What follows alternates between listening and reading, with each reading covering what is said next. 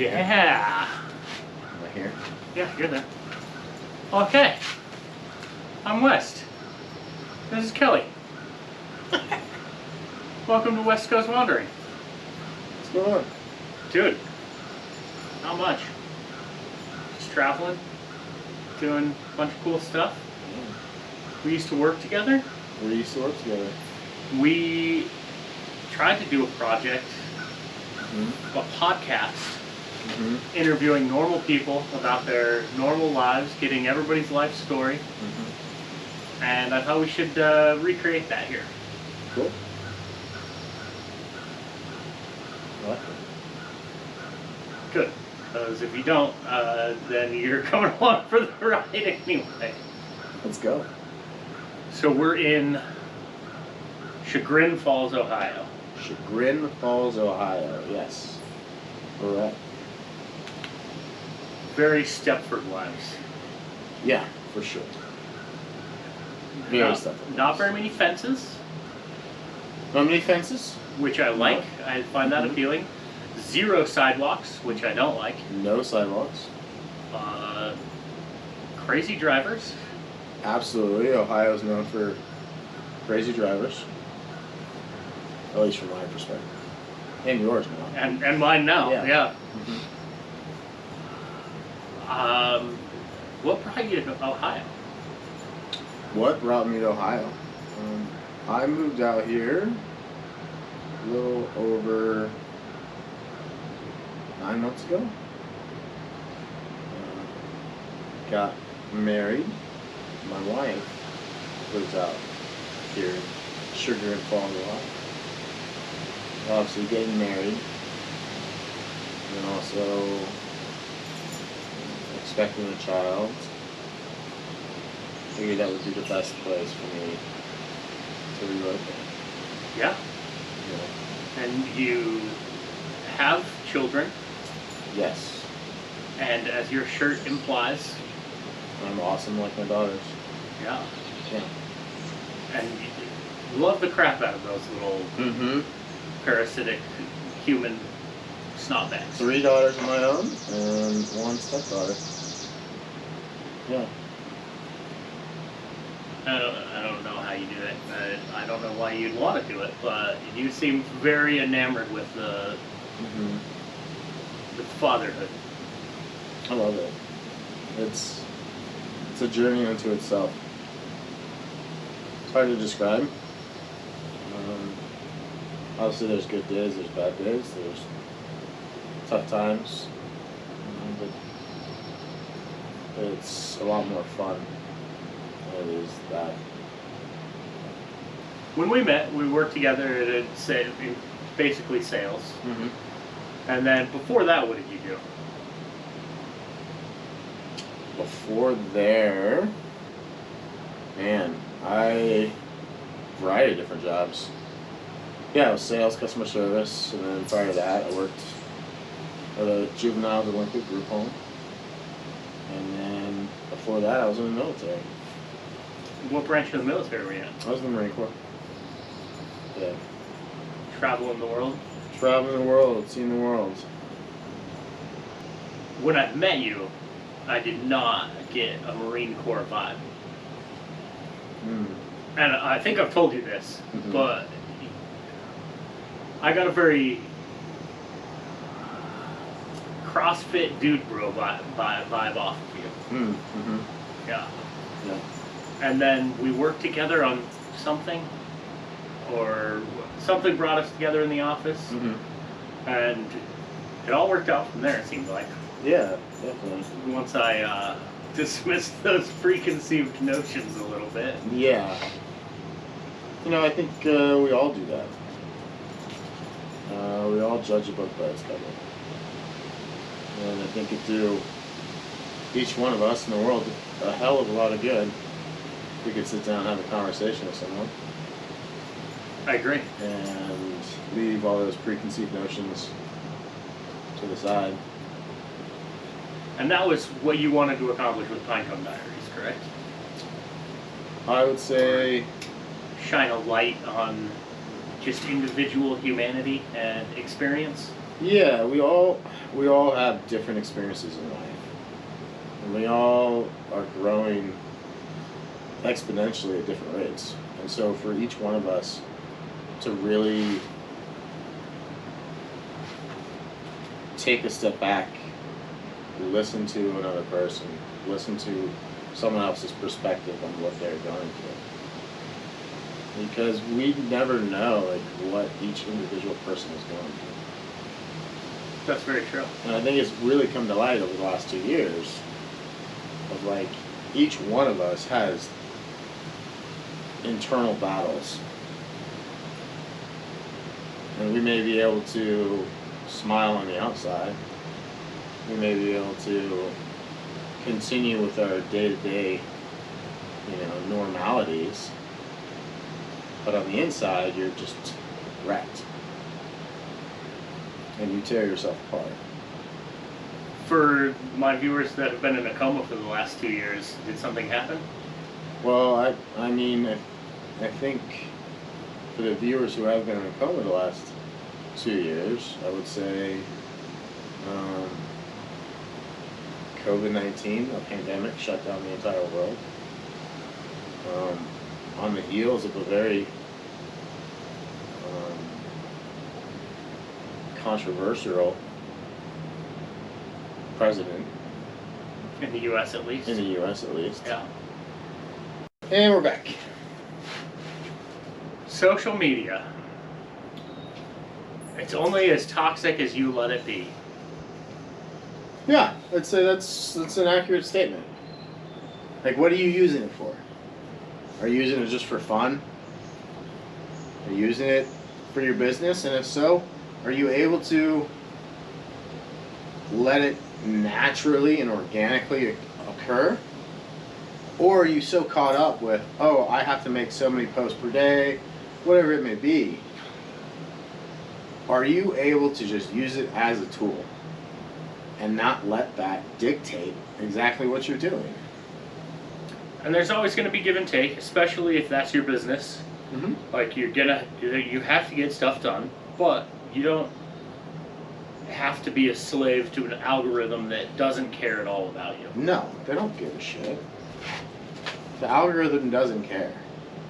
The AI doesn't care if you get clicks and likes. Yeah, if you give yourself a stroke when you're 30 because your unrelenting desire to be internet famous, the AI doesn't care. It doesn't care. And probably most of your fans, while they'll be hurt, they don't care the same way that like your friends and family would. Yeah. So, with that being said, are you willing to put in the same time and effort that you're putting in social media with your friends and family? So, rather than Depends on the family members. making a post, what about if you take that time to make a phone call to a loved one that you haven't talked to in a long time? Making a call or simply sending a text. Like, hey, I love you. And that's it. Yeah. And another thing I found is I've sent a few of those texts, just like out of the blue, the I love yous. It can make people nervous, and that's a sad reflection of our lives. Isn't it? And society. Yeah. Because I am very conscious of doing it now because of some of the reactions I've gotten from those texts. Yeah. Like, oh my God, are you committing suicide? Mm-hmm. Like, no. I'm just reaching out. Calm down. Want to say hi? Yeah, and so the more you normalize that for like the people that you interact with, and the world in general, I think the better the world will be. Well, and if we go back to normalizing human-to-human interaction and that connection, what's been lost over the past 2 years? Yeah. Past 20 or 30 years, maybe even. It was drastically, 10x, 100x over the last 2 years. Yeah. Based on lockdowns, People's comfort shuttering levels. of businesses, closing of companies, the lack of human-to-human interaction. It has had absolutely just massive effects on everyone.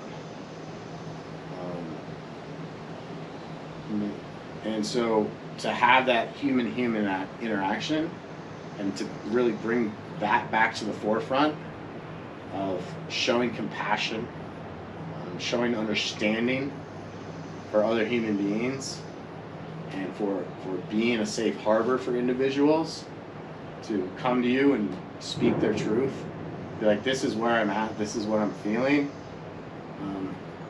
And the great thing is, you don't have to say anything to that. You just have to be there and listen. Mm-hmm. And that's the tough part. Because as each one of us is going through our own grief and loss and pressures of life, being able to say, hey, I'm here for you. This is what I'm able to give to you right now. This is where I'm at right now. That shows great understanding for each one of us as a human race. Because we're all going through shit. Each and every one of us. Yeah. And there's varying levels of that shit that we're going through, but we're all going through shit. We're all dealing with stuff each and every day. Whether that's loss of family, loss of wives, loss of houses, loss of jobs, loss of income. Whatever it may be, we're all going through fucking shit in our life. And so being available to someone in your life to simply, for that person to simply call or text and be like, hey, I'm struggling right now, I'm going through something, can you just listen to me? That in itself is going to make the world a greater place. I agree. So if you're able to take some of your time and energy and resources and present that to other people in your life, it's going to make the world a better place. And it's very easy to think that this world is going to hell in a handbasket.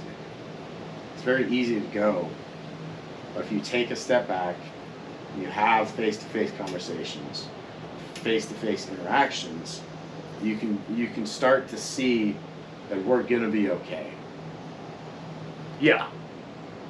I think that's a very eye-opening thing, and I have a ton of friends that I disagree with on just about everything. Yeah. Like, I have more friends that I disagree with than I agree with. Yeah. And even the friends I agree with on almost everything, we have our disagreements too. Mm-hmm. And it blows my mind that we've gotten to a place in our society that people are throwing away valuable friendships over opinions that honestly, like, some of them do matter, but overall, like, you shouldn't be throwing away your friendships over opinions. Family members too. And family, yeah. It's sad. It's really sad. Yeah. It's a weird world we live in. I mean, I disagree with my parents a ton, but I love them, and they brought me up and gave me the tools to experience the world like I do, and that's awesome. And they did the best they could with what they had, and I'm forever thankful for that. My mom and dad are fantastic, and I wouldn't trade that for anything. I think that's a great point, West, is they did the best they could with what they had. Yeah. And you have to remember that each one of us is doing the best they can with what they have. And plenty of us get lost along the way, but...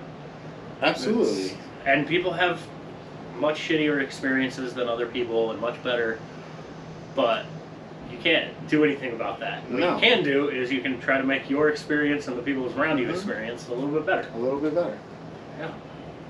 So big on that. Show up for each other, and more importantly, show up each and every day for yourself. Yeah.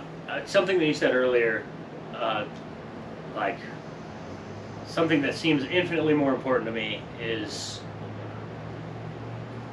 forever, I think it was drilled into my head that being a selfish person is wrong or bad. Mm-hmm. But I think that my life and the lives around me have improved exponentially when I became more selfish. Like, in the way of taking care of myself mentally and physically. Yeah. But doing things for me rather than doing things because I felt obligated to another person was the healthiest change I ever made in my life. Yeah. Well, that's a tough change to make. Absolutely. It's a tough change for anyone. It's a tough change for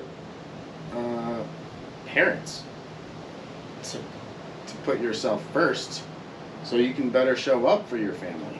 Yeah. And, yeah, I don't think my parents did a whole lot of putting themselves first. And I think that shows. They're getting ready to retire now, and they seem very happy. Mm-hmm. But there was definitely a period when all of us moved out of the house, Mm-hmm. and my parents were obviously affected by that. Yeah. And I think they had better direction than most. But I know a ton of other parents that have just lived for their children for 20, 30 years, Mm-hmm. and then they have no idea what to do with themselves. They don't have know- to figure it all out. They don't know who they are. Yeah, they haven't seen themselves No. for 30 years. They don't know. They don't know themselves. Yeah. So that in itself is very frightening. And so, being able to show up for yourself it's a hard and difficult thing to do. And it's a very hard and difficult thing to do when you feel that you're just fucking surviving. And you're fucking scratching by and you're clawing. And you're just fucking wishing and praying for a fucking break. A break in the fucking ocean waves that keep crashing down on you. And you keep tumbling and tumbling through the fucking water. And you just want a breath of fucking air. And you just want to be washed ashore and just rest. And it's fucking hard. Because when you do find that restful place, you don't know who you are. And you never want to leave it, No. because it's the first time you've been comfortable after a traumatic experience for Absolutely. however long that was. Mhm. And so I think that's another cause of addictions and unhealthy behavior disguised as healthy behavior. But if you need to binge Netflix for a month to get over something, Yeah. and that's how you process, do it. Yeah. But once you find that like peaceful spot, you also still have to be willing to get up and get out of it a little bit, Yeah. and ideally find your way back more and more often. But Yeah. you should be doing a number of things. Yeah.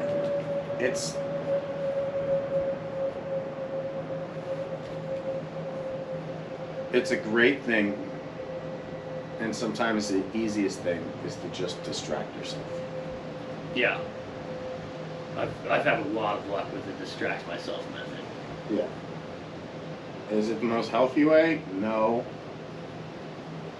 Can it be a healthy way? Yes. Just like you said earlier, everybody does their own. Everybody is going to process in their own way. It's knowing, I would say, putting some parameters around the distraction. Like, all right, I'm going to give myself,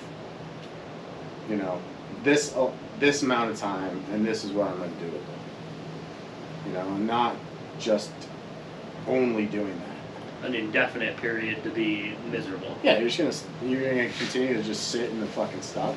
Yeah. Like, yes, you have to go through the stuck. You have to be in a quicksand.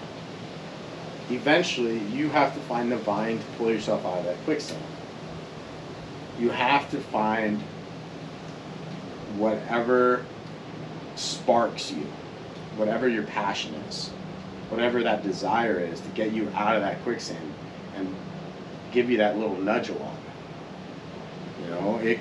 It could be a new job, it could be a new place, it could be a vacation, it could be at the gym, it could be a new diet, whatever it may be.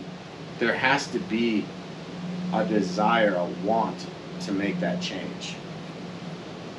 And sometimes exploring those changes, even if they sound dumb, is been helpful for me. Like, absolutely. some of the things that I enjoy most in this world are things that I tried on a whim Yeah. for whatever reason, Yeah. and now I love them. Like, Yeah.